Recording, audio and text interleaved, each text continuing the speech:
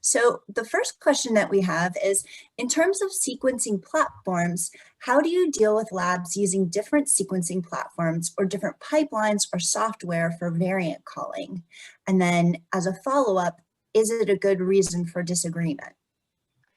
Yeah, it's a great question. So I do want to come back to say that the main purpose of Clinvar is really to share our knowledge of variants.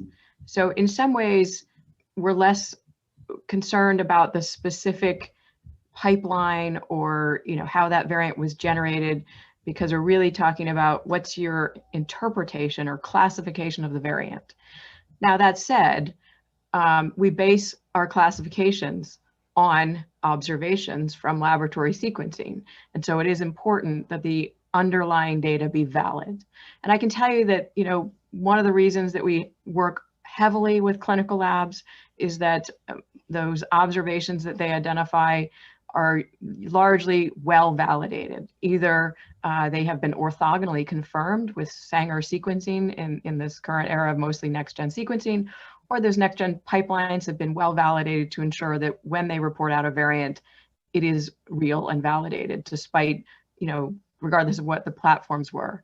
Occasionally, that data may be a false call, and it's important when you look at the evidence to read the papers, understand their methods that they use to count the number of cases. And occasionally we have some concerns because there's a particular variant in a particular gene in a homologous region, and we might have concerns that lots of the data, whether it's from the Clinvar submitters or the publications out there, may not have correctly identified the variant because it could have come from a homologous region. So those are things to think about, but I can tell you that the vast majority of data upon which we work, in Clinvar and our own laboratories is well validated data and is accurate variant calls. So it's rarely a reason for disagreement, but it can happen. Our next question is, I fully agree with the need to submit variants to Clinvar, particularly for those of us interpreting variants in African samples. You mentioned that the main contributors to Clinvar are commercial labs. In your view, should those of us who perform whole genome sequencing in a research setting have concerns about submitting to Clinvar prior to publication of our research findings? Related to this, the ClinGen VCI would seem to be a very useful tool to classify variants during the course of a research project, but my understanding is that these classifications are automatically ingested into Clinvar. Is that correct? Yeah, there's a few really critical points in this question. So one, it's actually not the majority of submitters that are clinical labs, the majority of content. And in fact, as Melissa will talk about, there's over 1,700 submitters to Clinvar, and many of those are from research groups, often smaller submissions, but nonetheless, we have Clinvar has lots of submitters that are from research groups, and it's really critically important that research data be submitted. And in fact, a lot of the detailed case level data often comes from researchers where they have consent and they've well studied these families. So it is really important that research submissions go into Clinvar. Melissa can probably address this better, but there's an option when you are submitting to Clinvar to have your data not go live and be held for 6 months. That allows for the time for publication.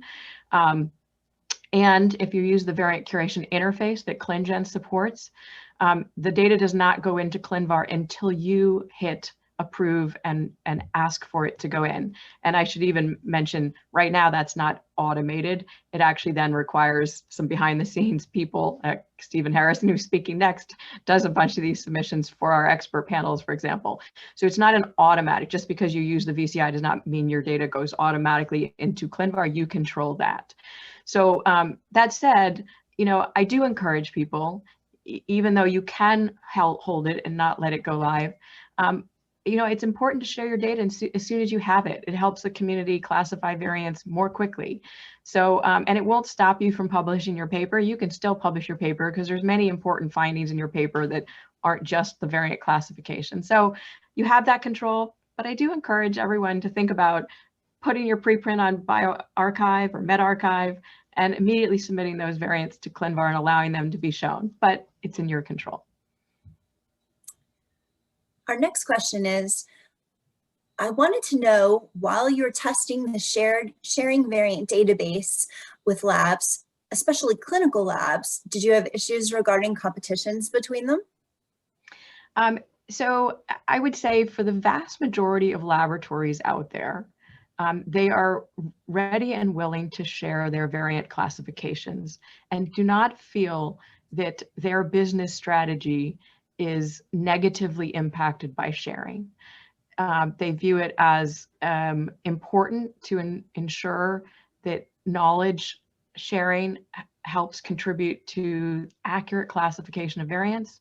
And they view that, often view that their sharing with Clinvar is a gold star for their laboratory and helps them get business.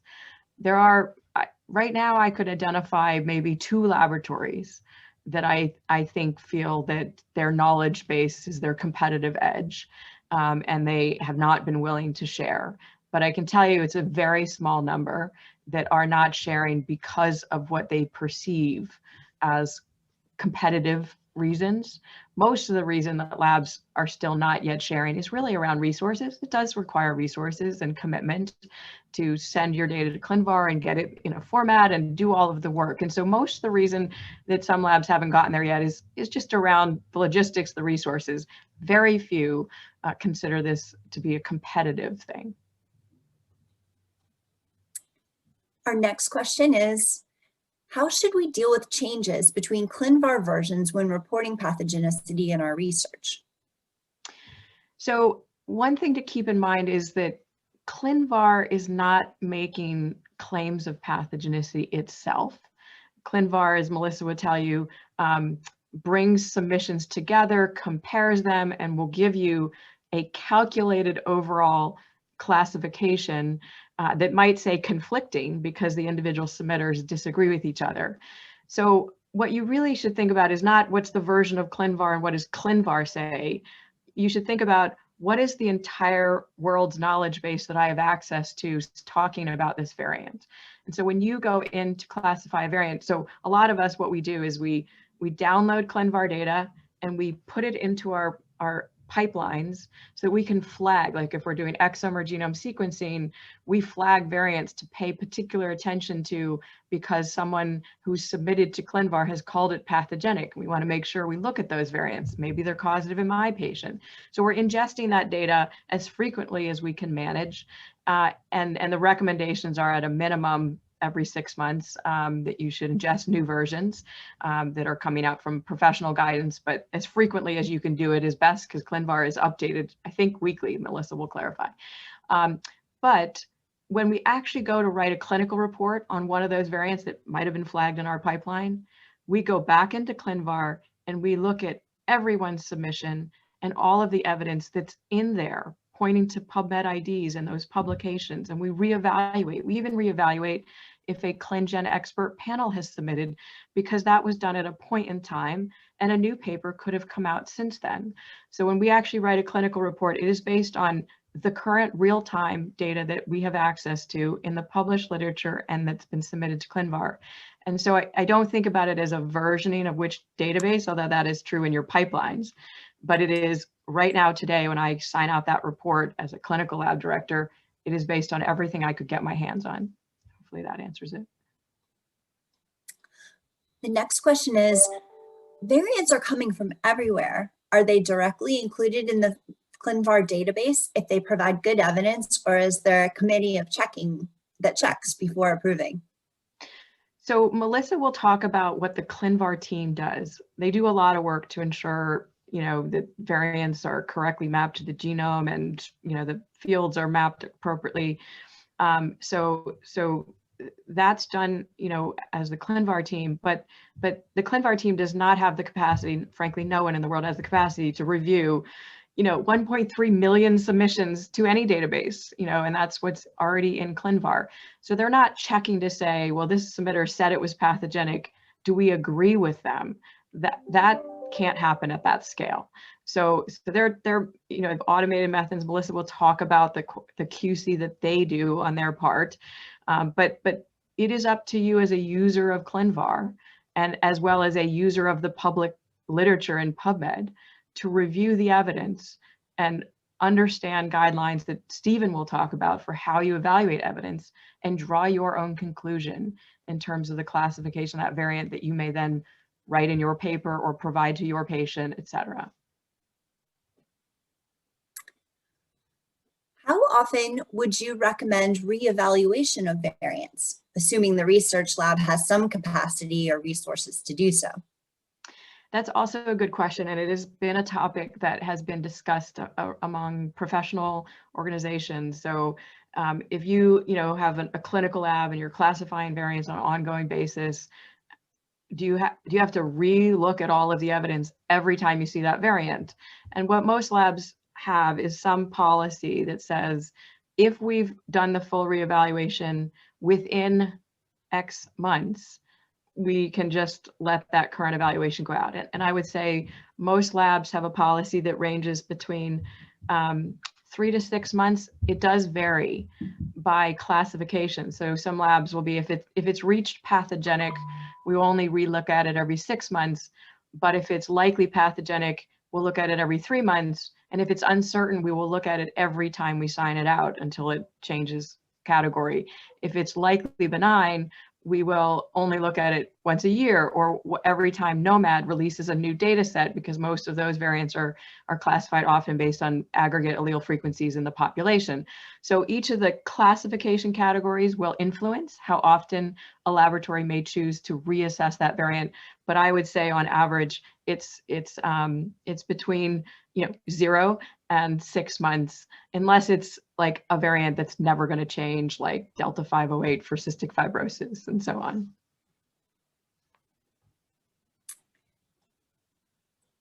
Okay, we have a technical question. In case the identified variant is not present in Clinvar, which in silico tool do you recommend for evaluating its predicted impact? So I'm going to mostly punt that to Stephen Harrison. He probably will touch a little bit on that aspect of variant classification, but just a quick short answer. There are lots of tools out there. None of them are perfect. Probably at best, they hit an 85% accuracy. So you can never rely solely on them. It's just one piece of evidence. Probably some of the meta predictors that bring multiple methods and algorithms and approaches into a single overarching meta predictors. They're probably better. Things like Revel are commonly used in the ClinGen expert panels, but these algorithms keep coming out. And so, trying to keep up with them and what works better. And there is differences between genes. Some of these algorithms work better for one gene than another gene, and they get validated by each of our expert panels. So I don't have a perfect answer. Stephen may touch on that a little bit, and because we do have a group within the sequence variant interpretation work group that's trying to give better guidance in this area.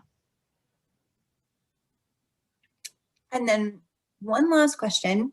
Does ClinGen work directly with patients to return updated variant information? It's a great question. So ClinGen does have a patient registry called Genome Connect, and patients are free to, and we encourage and we reach out to submit their own clinical reports to ClinGen. They also will fill out surveys of their phenotypic data, and they can consent to sharing that information with the broader community. ClinGen then submits their variants that are classified from their reports into Clinvar. And as we worked on trying to support that process, we would discover that their variants, since their report had been reclassified by the laboratory that issued their report, and they didn't know that. And so through that process, we have been communicating alerts to patients that submitted their reports to tell them that knowledge has changed and they should reach out to their physician. So that has been a mechanism that ClinGen does directly engage with patients and allow them to benefit from knowledge that changes over time. So a final question has just come in. Heidi, I'm going to ask if you will type an answer to that, and we will go ahead and get started with Stephen Harrison. Great. Take care.